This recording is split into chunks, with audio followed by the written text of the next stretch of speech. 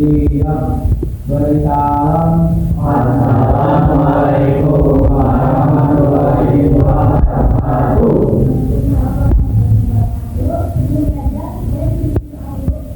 Siap berdoa. A'udzu billahi minasy syaithanir rajim. Bismillahirrahmanirrahim. Raditu billahi rabban wa bil islami dinan wa bi Muhammadin nabiyyan wa rasulan. Rabbi zidni ilman warzuqni fahman bi rahmatika ya arhamar rahimin. Amin.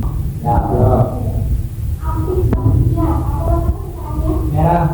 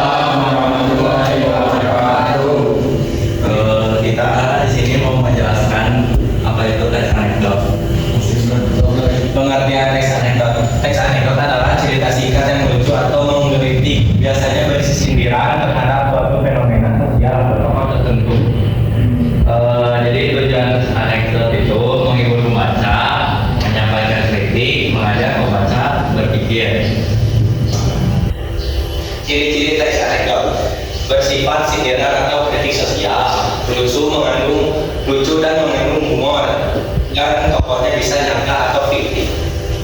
Lalu contoh singkat teks anekdot, contohnya, kenapa kamu tidak mengajarkan soal nomor 3? Dan karena yang nomor 1 dan 2 aja sudah bikin saya berpikir untuk dengan jurusan Bu.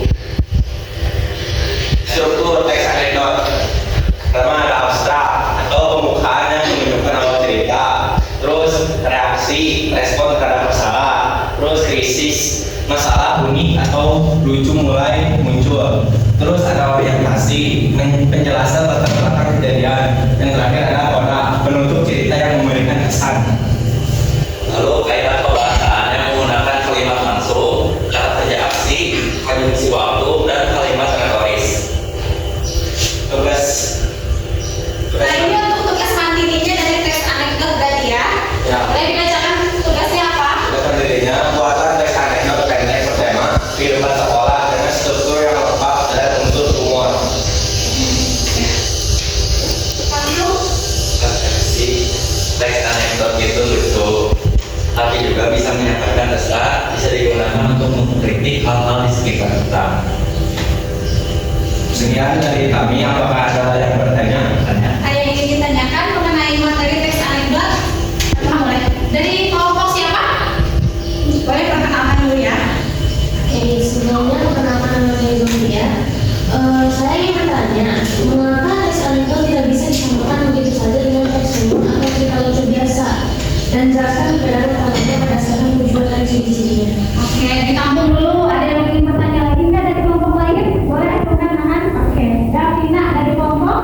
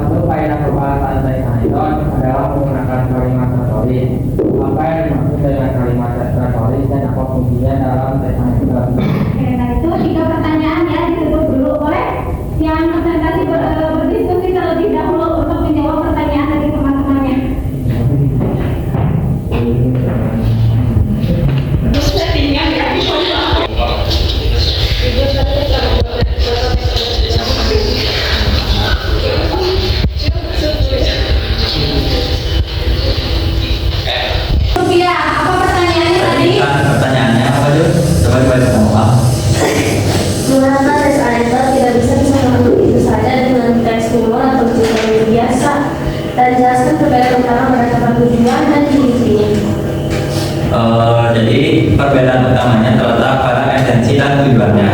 Lalu cerita humor biasanya umum dibuat murni hanya untuk menghibur pembaca tanpa ada maksud tersirat.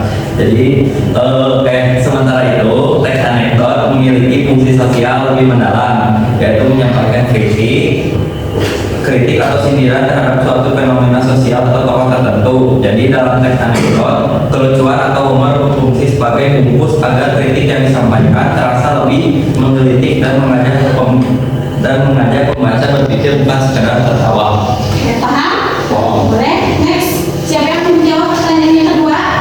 Kang Zikri boleh menjawab yang kelompok siapa? Kelompok 3. Kelompok Davina ya boleh.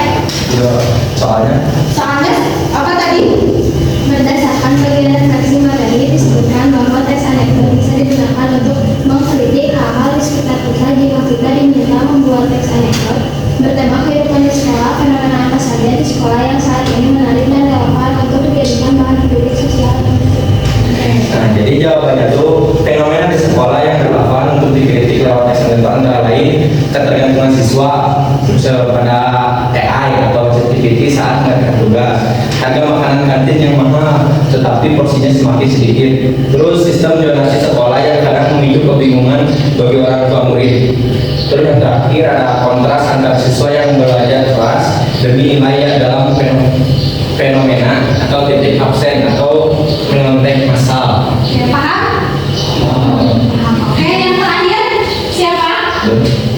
Mau dijawab oleh siapa? Pak sama Pak Sama Pak Adi boleh. Dibacakan. Coba pertanyaannya. Pertanyaan dibacakan lagi.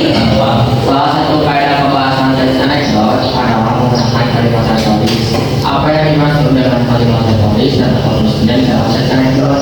Kalimat retoris adalah kalimat pertanyaan yang sebenarnya tidak memerlukan jawaban, karena jawabannya sudah sama-sama diketahui atau sudah jelas.